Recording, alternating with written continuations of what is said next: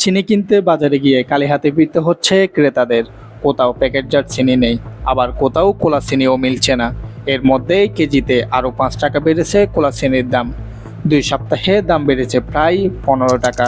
কিন্তু হঠাৎ চিনির বাজারে এমন সংকট কেন? সরবরাহ কমে যাওয়ায় প্রভাব পড়েছে দামে। বর্তমানে কোলা চিনির বিক্রি হচ্ছে প্রতি কেজি 115 থেকে 120 টাকা দরে, অথচ 2 সপ্তাহ আগে দাম ছিল মাত্র 100 থেকে 105 টাকা। কারণ হিসেবে বিক্রেতারা বলছেন মিলগেট ও পাইকারি দামে চিনির দাম বেড়েছে, একই সঙ্গে কমেছে সরবরাহ। এর পেছনে বড় একটি কারণ হিসেবে সামনে আসছে গ্যাস সংকট।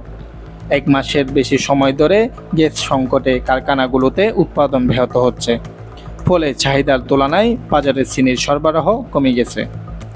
পাইকারি বাজারেও বেড়েছে দাম। বিক্রেতাদের হিসাবে 2 সপ্তাহে 50 কেজি চিনির বস্তা দাম বেড়েছে প্রায় 650 টাকা। অন্যদিকে বাজারে কিছু প্যাকেটজাত লাল চিনি পাওয়া গেলেও দাম আরও বেশি। প্রতি কেজি 130 থেকে 140 টাকা দরে বিক্রি হচ্ছে লাল চিনি। সরবরাহ স্বাভাবিক না হলে চিনির বাজারে এই চাপ আরও কতদিন থাকবে, এটাই এখন বড় প্রশ্ন।